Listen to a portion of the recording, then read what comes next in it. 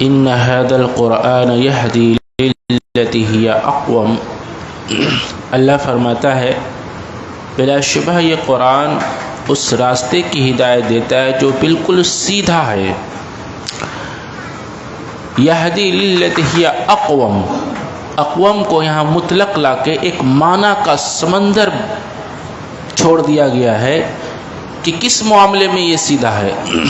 کہا معاملات، اخلاق، کردار، زبان، عقیدہ، عمل صالح، ہر کسی کے معاملے میں، ہر چیز کے معاملے میں بالکل سیدھی رہنمائی کرنے والی کتاب قرآن ہے۔ تو بلا شبہ یہ قرآن اس راستے کی ہدایت دیتا ہے جو بالکل سیدھا ہے۔ وَيُبَشِّرُ الْمُؤْمِنِينَ الَّذِينَ يَعْمَلُونَ الصَّالِحَاتِ، اور ان ایمان والوں کو جو نیک عمل کرتے ہیں آپ خوشخبری سنا دیجئے، بشارت دے دیتے۔ یہ بشارت دیتا ہے کہ ان کے لیے بہت بڑا اجر ہے۔ اصل میں قرآن کریم وہ کتاب ہے جس کے اندر دنیا کے تمام مسائل کا حل موجود ہے۔ اللہ رب العالمین نے اس میں اول تا آخر جتنے لوگ آئیں گے ان کے تمام علم اس میں موجود کیے ہیں۔ صرف ہمیں اس پر توجہ اور غور کرنے کی ضرورت ہے۔ علامہ ابن باز رحمہ اللہ علیہ سے سوال کیا گیا کہ ہمیں بتائے کہ عقیدے کی سب سے بہترین کتاب کون سی ہے۔ علامہ ابن باز رحمہ اللہ علیہ نے فرمایا عقیدے کی سب سے بہترین کتاب قرآن کریم ہے۔ لہذا معلوم یہ ہوا کہ جن کو قرآن پر گہری پکڑ نہیں ہے ان کا عقیدہ درست نہیں ہو سکتا، اور اسی وجہ سے عموماً ان استاذ کو، ان علماء کو جو قرآن سے قریب ہیں انہیں ہی عقیدے کی کتاب دی جاتی ہے پڑھانے کے لیے۔ لہذا ہمیں چاہیے کہ ہم ایسے لوگوں سے قرآن سیکھیں، ایسے لوگوں سے عقائد سیکھیں جن کا قرآن سے گہرا تعلق ہے، اس لیے کہ عقیدے کی سب سے بہترین کتاب قرآن ہے۔ اس کے بعد اللہ رب العالمین فرماتا ہے یہ جو نائٹ ڈیوٹی کرتے ہیں، کہا یہ فطرت کے خلاف ہے۔ اللہ فرماتا ہے وَجَعَلْنَا اللَّيْلَ وَالنَّهَارَ رَآيَتَيْنِ فَمَحَوْنَا آیَةَ اللَّيْلِ وَجَعَلْنَا آیَةَ النَّهَارِ مُبْصِرَةً، کہا ہم نے رات اور دن کو دو نشانیاں بتائی ہیں۔ وَجَعَلْنَا اللَّيْلَ وَالنَّهَارَ، ہم نے رات اور دن کو یہ دونوں نشانیاں ہیں۔ فَمَحَوْنَا آیَةَ اللَّيْلِ وَجَعَلْنَا آیَةَ النَّهَارِ، کہ پھر ہم نے رات کی نشانی کو مٹا دیا اور دن کی نشانی کو روشن کیا۔ کیوں؟ تاکہ تم اپنے رب کا فضل تلاش کرو۔ مُبْصِرَةً لِتَبْتَغُوا فَضْلًا مِّن رَبِّكُمْ، تاکہ تم دن کی اس روشنی میں اللہ کا فضل تلاش کر سکو۔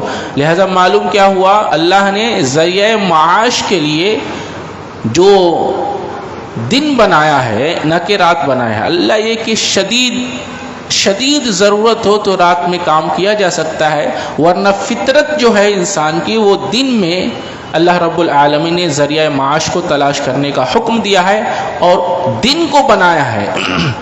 ہاں ضرورت کے تحت شدید ضرورت ہو تو پھر اس میں حرام بھی حلال ہو جاتی ہے۔ تو اللہ رب العالمین نے یہ کہا کہ دن میں تم اللہ کا فضل تلاش کرو۔ وَكُلَّ إِنسَانٍ أَلْزَمْنَاهُ طَائِرَهُ فِي عُنُقِهِ۔ اب اس آیت پہ تھوڑی ہم اچھے سے بحث کریں گے تو توجہ سے سنیے۔ اللہ فرماتا ہے ہر انسان کو ہم نے اسے اس کا نصیب، اس کے اعمال کی جو پٹارا ہے، نامہ اعمال ہے، ہم نے اس کی گردن میں لازم کر دیا ہے۔ فی عنقہ، ہم عنق کہتے ہیں گردن کو، توق، تو ہم نے اس کے نامہ اعمال کو اس کے اوپر ٹانگ دیا ہے، اس میں لازم کر دیا، چپکا دیا ہے۔ ہر شخص اپنے نامہ اعمال کے ساتھ جی رہا ہے۔ اور پھر آگے اللہ فرماتا ہے کہ وَنُخْرِجُ لَهُ يَوْمَ الْقِيَامَةِ كِتَابًا يَلْقَاهُ مَنْشُورًا، کہا قیامت کے دن ہم اس کے لیے ایک کتاب نکالیں گے جسے وہ کھلی ہوئی پائے گا۔ ہر آدمی کی اس کی کتاب اس کے سامنے کھول کر دے دی جائے گی اور کہا جائے گا کہ اب تو اپنی کتاب دیکھ لے۔ اس کی شرح میں ایک مفسر نے بڑی شاندار بات لکھی ہے، کہتے یہ ہیں کہ ہر شخص نے اپنے نامہ اعمال کی کتاب آج لکھ رہا ہے، گویا کہ آج تم کاتب ہو، لکھنے والے ہو، کہ تم لکھ رہے ہو اور کل تم سے کہا جائے گا اس کو پڑھو، لہٰذا آج اچھا لکھ لو تاکہ کل جب تم پڑھو تو خوش ہو جاؤ۔ اللہ اکبر۔ ایک ٹیچر ہے اپنے شاگرد کو لکھا رہا ہے، بیٹے لکھو، اب بیٹا کیا کر رہا ہے؟ اس میں گھس رہا ہے۔ اب جب استاد کہے گا پڑھو کیا لکھے ہو، جب کچھ لکھا رہے گا تب تو پڑھے گا، گھسا ہوا کیا پڑھنے والا ہے؟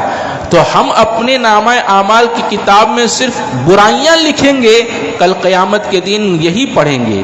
لہٰذا آج تم کاتب ہو تو آج اچھا لکھ لو تاکہ کل جب تم پڑھو تو خوش ہو جاؤ۔ تو یہی کہا جا رہا ہے، ہر انسان کے نامہ اعمال کو اس کے گردن میں چپکا دیا گیا ہے، ٹانگ دیا گیا ہے۔ اس کے بعد آگے اللہ کہتا ہے اقرا کتابک، لے تو اپنی کتاب پڑھ لے۔ اللہ اکبر۔ اور کفا بنفسک الیوم علیک حسیبا، آج تو خود اپنے آپ پر بطور محاسب کے کافی ہے۔ ہر شخص کو اس کی کتاب اس کے ہاتھ میں پکڑا دی جائے گی، کہے گا آج تو اپنی کتاب خود پڑھ لے اور خود حساب لگا لے کہ تو نے کتنی نیکیاں کی ہیں اور کتنی برائیاں کی ہیں، اور انسان خود ہی فیصلہ کر لے گا کہ میں جہنم کے لائق ہوں یا جنت کے لائق ہوں۔ اللہ اکبر۔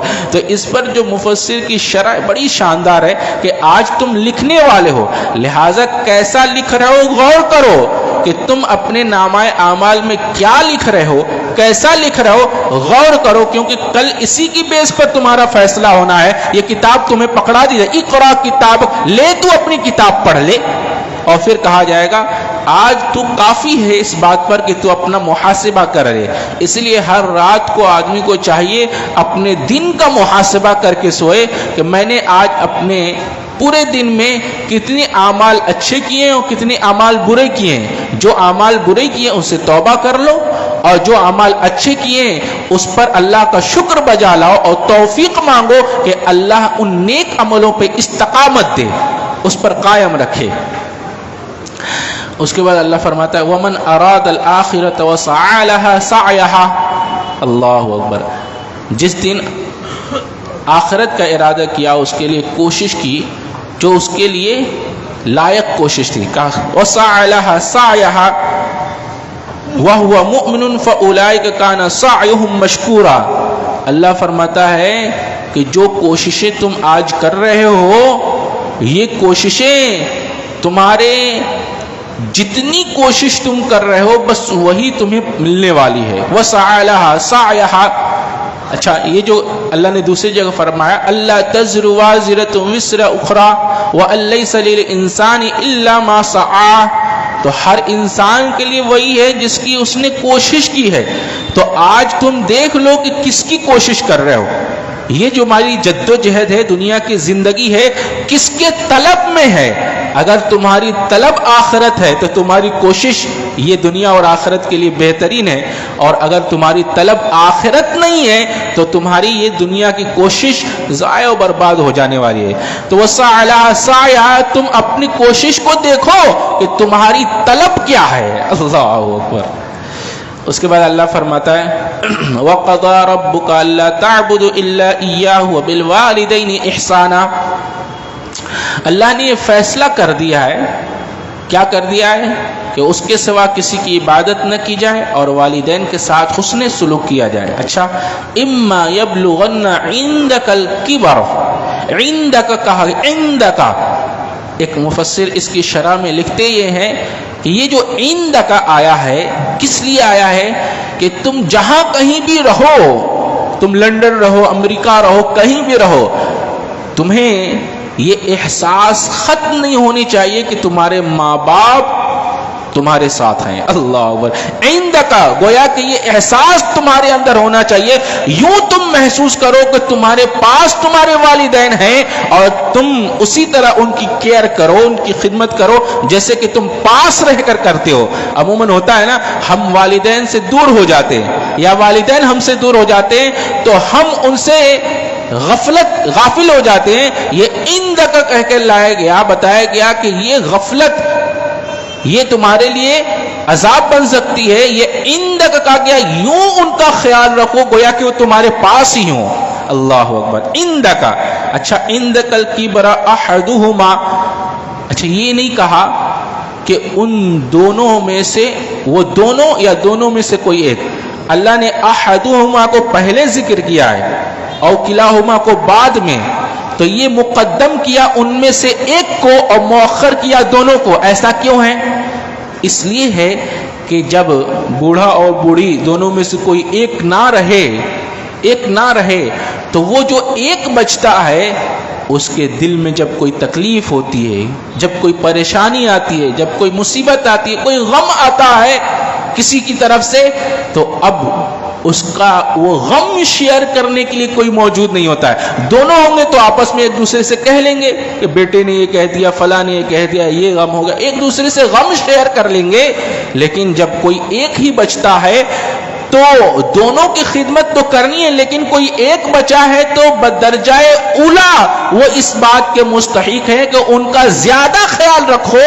اس لیے کہ اللہ نے مقدم کیا ہے. دیکھیے عندک الکبر احدہما، ان میں سے کوئی ایک تم پالو، کوئی ایک کو پالو یا ان دونوں کو پاؤ. اللہ اکبر. تو ایک کو مقدم کیا اور دونوں کو مؤخر کیا. کیوں؟ کیونکہ ایک کی تکلیف بنسبت دونوں کے زیادہ ہوتی ہے.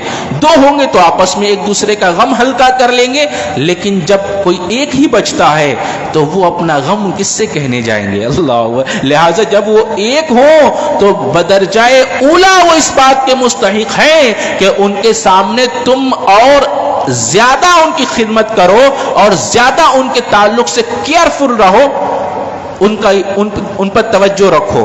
احدہما او کلاہما. اچھا، اور فلا تقل لہما اف، اور ان کو اف بھی نہ کہو. اللہ اکبر. یہ اف کیا ہے؟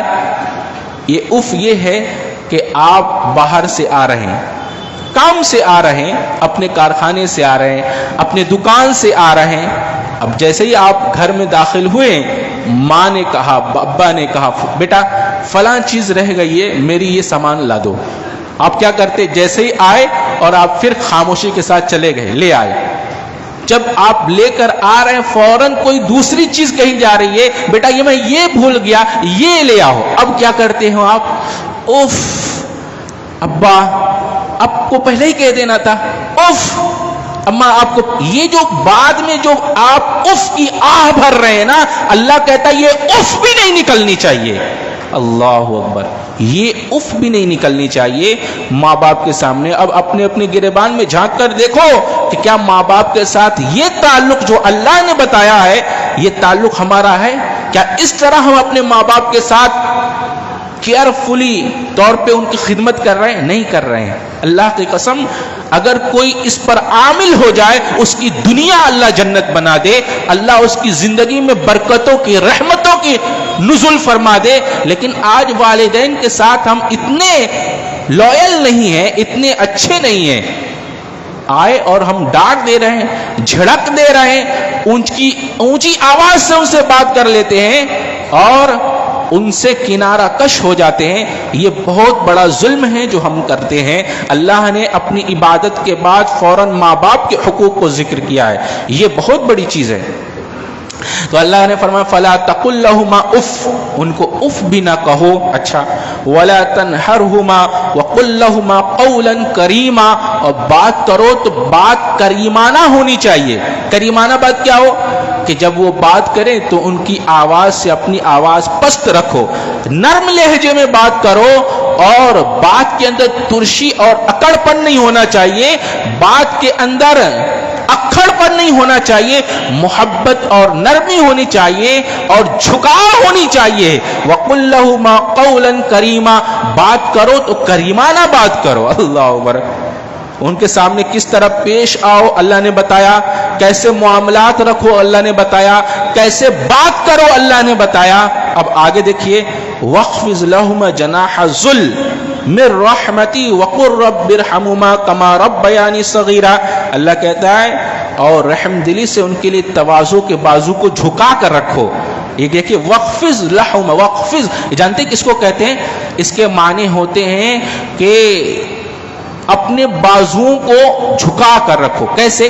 جیسے ایک پرندہ اونچائی سے نیچے آ رہا ہوتا ہے. آپ نے دیکھا ہے اونچائی سے ایک پرندہ جب نیچے کی اور آ رہا ہوتا ہے تو اس کے یہ پر ایسے کھلے نہیں ہوتے، ایسے سکڑے ہوئے ہوتے ہیں اور زمین کی طرف بڑی تیزی کے ساتھ گر رہا ہوتا ہے.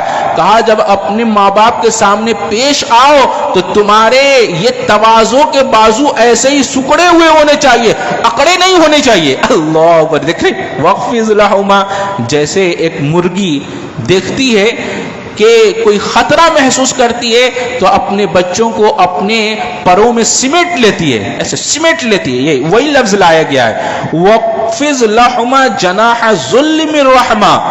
تو وہ اپنے بچوں کو خطرے کو بھاپتی ہے تو فوراً سمیٹ لیتی ہے، رحمت اور محبت سے اپنے بچے کو ڈھانک لیتی ہے، خطرے سے محفوظ کرتی ہے. کہا اپنے ماں باپ کے ساتھ اس طرح پیش آؤ کہ اپنے بازوؤں کو جھکا کر رکھو اور رحم دلی اور محبت اس طرح ہونی چاہیے جیسے ایک وہ مرغی جو ہوتی ہے جب خطرے کو دیکھتی ہے تو اپنے بچوں کو اس طرح سمیٹتی ہے. کیسی محبت اور کیسی نرمی کے ساتھ ان کو محفوظ کرتی ہے. ایسے تم اپنے والدین کے ساتھ پیش آؤ اور ان کو محفوظ کرو ہر قسم کے خطرے سے، ہر قسم کے خوف سے، ہر قسم کے ٹینشن سے، ہر قسم کے غم سے، ہر قسم کے فکر سے ان کو محفوظ کرو. اللہ اکبر. یہ دیکھیے وقر رب ارحمہما. اچھا آگے کہا جا رہا ہے وقر رب ارحمہما. بات کمپلیٹ تھی، بات کمپلیٹ تھی. وقر رب ارحمہما آپ کہیے اپنے رب سے دعا کیجئے کیا؟ اللہ ان پر رحم فرما، ان دونوں پر رحم فرما. وقر رب ارحمہما بات کمپلیٹ تھی. اب آگے یہ بڑھانے کی کیا ضرورت تھی؟ کما ربیانی صغیرہ یہ کہنے کی کیا ضرورت تھی؟ اس طرح جیسے انہوں نے بچپن میں مجھ پہ رحم کیا، یہ بڑھانے کی کیا ضرورت تھی؟ اس لیے تاکہ تم تصور میں لاؤ کہ تمہارے ماں باپ نے تمہارے بچپن میں کیسے تمہارا کیئر کیا، کس طرح تمہاری پرورش کی اور تمہاری پرورش کے لیے کیسی کیسی زحمتیں اور کیسی کیسی مشکلیں اور کیسی کیسی مصیبتوں کا سامنا کیا ہے. اللہ اکبر. وقر رب ارحمہما کے بعد کما ربیانی صغیرہ کہہ کر تو یوں کہہ لیجئے کہ دل کو پھاڑ دیا گیا ہے. تصور میں لاؤ کہ تمہارے ماں باپ نے تمہارے بچپن میں کس کس مصیبتوں سے، مشکلوں سے، پریشانیوں سے تمہیں محفوظ کیا ہے، تم پر کس طرح رحم کیا ہے، تمہاری پرورش میں، تمہاری تعلیم کے لیے کیا کیا مشکلیں انہوں نے اٹھائی ہیں. تصور کرو. اللہ اکبر. یہ کہہ کر اللہ رب العالمین نے احساس دلایا ہے کہ اپنے ماں باپ کے احسان کو کبھی تو چکا نہیں سکتا. زندگی پر دعائیں کرتا رہے، یہ دعائیں تمہاری کم پڑ جائیں گی ان کے احسان کے آگے. لہٰذا ان کے سامنے کھڑے ہو تو ادب سے، بات کر تو ادب سے، بولو تو ادب سے، معاملات رکھو تو نرمی سے. اور اتنا ہی نہیں، آگے اللہ کہہ رہا دعا بھی کرو. اور دعا کیسے کرو؟ یہ سوچتے ہوئے کہ کس طرح انہوں نے تمہاری بچپن میں تمہاری پرورش کی اور تمہاری پرورش میں کیا کیا صعوبتیں انہوں نے اٹھائی ہیں. اللہ اکبر. وقر رب ارحمہما کما ربیانی صغیرہ بات کمپلیٹ تھی. وقر رب ارحمہما اللہ ان پر رحم فرما.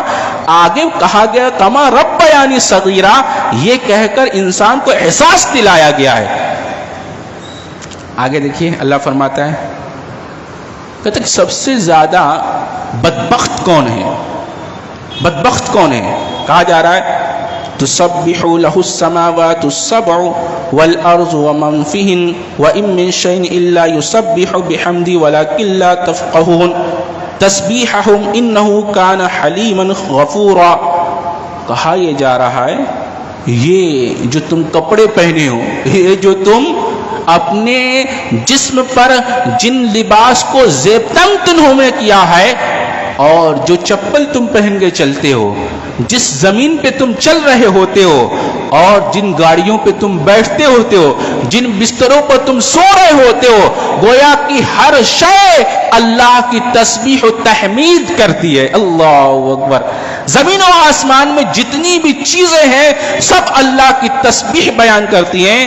کہتے ہیں مفسر اس کی شرح میں، بتاؤ وہ شخص کتنا بدبخت ہے کہ اس کے جسم پر کپڑا اللہ کی تسبیح کرتا ہے اور وہ اللہ کے ذکر سے غافل ہے۔ اللہ اکبر۔ ایک کتا آتا ہے، ہم اس کو دور دراتے، دور ہو جا، دور دراتے، دور ہو جا، وہ کہتا ہے تو اللہ کے ذکر سے غافل ہے، مجھ سے برا تو ہے، کم سے کم میں تو اللہ کا ذکر کرنے والا ہوں، تو مجھ سے بھی گیا گزرا ہے کہ تو اللہ کے ذکر سے غافل ہے۔ اللہ اکبر۔ زمین و آسمان کی ہر شے، ہر چیز اللہ کی تسبیح اور تحمید بیان کرتی ہے۔ اس کی شرح دیکھنی ہے، اللہ نے قرآن میں ہی ذکر فرمایا۔ بتائے آپ کو کیسے؟ یہ جو پہاڑیں ہیں، یہ پہاڑ کو دیکھیے کس حیت میں ہے، تحیات اور تشہد کی حیت میں۔ یہ جو زمین پہ رینگنے والے کس حیت میں؟ سجدے کی حیت میں۔ یہ جو چار پاؤں کے جانور ہیں کس حیت میں؟ رکوع کی حیت میں۔ ہر شے، یہ جو پیڑ، یہ جتنے سارے پیڑ درختیں ہیں، یہ قیام کی حیت میں، قیام کی حالتوں میں۔ ہر شے اللہ کی اپنی اپنی حالت، اپنی اپنی تسبیحات کو بیان کرتی ہے، اور اللہ کہتا ہے تم نہیں جانتے، تم نہیں سمجھ رہے ہو، وہ کر رہی ہیں، تم نہیں سنتے۔ اللہ اکبر۔ تم نہیں سمجھتے۔ اس کے بعد اللہ فرماتا ہے وَقُلْ لِعِبَادِ يَقُولُ الَّتِي هِيَ أَحْسَنُ۔ بڑی اللہ کی ہر بات شاندار ہے، لیکن کہا جا رہا ہے آپ کہہ دیجئے، کس سے کہیے؟ میرے بندوں سے۔ وَقُلْ لِعِبَادِي، میرے بندوں سے کہیے۔ اللہ نے کیسی محبت فرمائی ہے لوگوں سے۔ لوگ کس قدر اللہ سے دور ہو جا رہے ہیں، اللہ اس قدر محبت فرما رہا ہے۔ اچھا، ایک بیٹا ہے، آپ کو بیٹا ہے، کوئی غلطی کر لیا، گناہ کر لیا، آپ کیا کریں گے؟ جیسے ہی آئے گا آپ اس سے کیسے مخاطب ہوں گے؟ ابے تو نے یہ کیا کر دیا؟ فوراً آپ سختی کے ساتھ اس کو ڈانٹیں گے نا۔ اللہ کہہ رہا ہے یہاں دیکھو، جو گناہ کر لیتا ہے اس کو بھی اللہ کہہ رہا ہے وَقُلِّ، مخاطب دیکھو کیسے، وَقُلِّ عِبَادِي، آپ میرے بندوں سے کہہ دیجئے۔ اللہ اکبر۔ یہ محبت دیکھو، ماں باپ غلطی کرنے والے بچوں پہ جب غلطی کر کے آتے ہیں تو وہ جب ان سے مخاطب ہوتے ہیں تو شدید غصے کے ساتھ ہوتے ہیں، لیکن میرے رب کی رحمت دیکھیے، اپنے گناہگار بندوں سے بھی جب مخاطب ہوتا ہے تو کہتا ہے آپ میرے بندوں سے کہہ دیجئے، یعنی انہوں نے جو گناہ کر دیا ہے پھر بھی یہ میرے بندے ہی ہیں۔ اللہ اکبر۔ میرے بندوں سے کہہ دیجئے، کیا کہہ دیجئے؟ یقول التی ہی احسن، جب بولیں تو اچھی بات بولیں، منہ سے اچھی، احسن۔ اچھا، یہ نہیں کہا گیا کن سے اچھی بات کریں، اس کی وضاحت نہیں کی گئی کہ کن سے اچھی بات کریں، گویا اس کو مطلق چھوڑ دیا گیا، گویا ہر کسی سے، کافر ہو، مشرک ہو، مسلمان ہو، منافق ہو، یہودی ہو، عیسائی ہو، پڑوسی ہو، رشتہ دار ہو، ماں باپ ہو، بھائی ہو، بہن ہو، کوئی بھی ہو، جب بھی تم کسی سے بات کرو یقول التی ہی احسن، تم اچھی بات، احسن۔ اچھا، احسن لایا گیا، یہ احسن، یہ اتنی بہترین شے ہے، اللہ نے اسی عمل کا مطالبہ کیا ہے۔ کیا کہا؟ خلق الانسان، ہم نے انسان کو پیدا کیا کس لیے؟ کہ الذی خلق الموت والحیات لیبلوکم ایکم احسن عملا، تاکہ احسن عمل لائیں۔ تو جب تم احسن قول اختیار کرو گے تو احسن قول کے ساتھ تمہارے احسن عمل ہوں گے، اور احسن عمل کے ساتھ تمہاری احسن کردار، احسن اخلاق، احسن ایمان، احسن اعمال، سارے چیز احسن بن جائیں گے جب تمہارے قول احسن ہوں گے، تمہاری بات احسن ہوگی۔ اللہ اکبر۔ کتنی اچھی بات کہیے، یقول التی ہی احسن، بولو تو احسن بات، اچھی بات بولو۔ ان الشیطان ینزغ بینہم، اور آگے اللہ کہہ رہا ہے اگر تم ایسا نہیں کرتے تو شیطان تمہاری بات کو اچک لیتا ہے۔ پھر کیا ہوتا ہے؟ جہاں قول میں خرابی آئی وہاں معاملات میں خرابی آ جاتی ہے، اور رشتہ داروں میں خرابی آ جاتی ہے، تعلقات بگڑ جاتے ہیں، اور فساد فی الارض، اس کا شے، اس کا شوشہ شیطان کو مل جاتا ہے۔ جب انسان قول میں خرابی لاتا ہے تو پھر ہر شے میں، ہر چیز میں خرابی اور فساد آ جاتی ہے، اور جب انسان کے قول اچھا ہوتا ہے تو خراب معاملے بھی احسن قول کی وجہ سے اچھے ہو جاتے ہیں، ہے نہیں؟ اگر آپ اپنی زبان اچھی رنگے، معاملہ بگڑنے والا تھا، لیکن آپ اپنی زبان میں نرمی اور मीठापन रखेंगे तो बिगड़ने वाला काम बन जाता है, लेकिन जो काम बन रहा होता है और कौल के अंदर खराबी आ गई तो वो बनने वाला काम बिगड़ जाता है। तो अल्लाह ने कहा शैतान उचक लेगा फौरन, जहां तुम्हारी जबान में तुरशी आई, जबान में अकड़पन आया, जबान में फसाद आया, जबान में खराबी आई, फौरन शैतान को शह मिल जाएगी और शैतान उचक लेगा, यानी तुम्हारे मामलात खराब कर देगा, ताल्लुकात बिगाड़ देगा। कहा गया बोलो तो अच्छी बात करो। तो जबान की बड़ी कदर कीमत है, लिहाजा जबान को बेजाना इख्तियार किया जाए। अल्लाह के नबी सल्लल्लाहु अलैहि वसल्लम की एक लंबी तवील रिवायत है, उसमें आखिर में क्या है पता है, तमाम आमाल को गिनाए गए हैं, इस्लाम के 5 रुकन गिनाए गए हैं, नेकियों का दरवाज़ा, नेकियों की बुनियाद गिनाई गई है, और फिर उसके बाद कहा गया क्या मैं इन सब की असल न बता दूं? तो हज़रत मुआज़ बिन जबल कहते अल्लाह के रसूल ज़रूर बताए। आपने अपनी ज़बान निकाली से, ऐसे ज़बान पकड़ के बताया इसको काबू में रखो, इसको काबू में रखो। तो हज़रत मुआज़ बिन जबल कहते हैं कि अल्लाह के रसूल जो हम बोलते हैं क्या अल्लाह की उसकी भी पकड़ होगी? तो आपने फरमाया मुआज़ तुम्हें तुम्हारी माँ गुम पाए, तुम्हारे नाक खाक आलूद हो। ये एक मुहावरा है जो अरब में चलता था कि लोगों को जहन्नम या जन्नत में उनकी ज़बान की हरकत और जबान की कटाई की वजह से ही डाला जाएगा। बहुत से ऐसे लोग होंगे जो ऐसी बातें कह जाते हैं जिसका एहसास उनको नहीं होता और उसकी वजह से वो जहन्नम में चले जाते हैं, और बहुत से ऐसे लोग होते हैं कि ऐसी बात कह जाते हैं जिनका एहसास उनको नहीं होता, उसकी वजह से वो जन्नत में चले जाते हैं। इसलिए जब बोलो तो अच्छी बात, यक़ूलुल्लती हिया अहसन। अल्लाह से दुआ है अल्लाह अच्छी समझ अच्छे अमल की तौफीक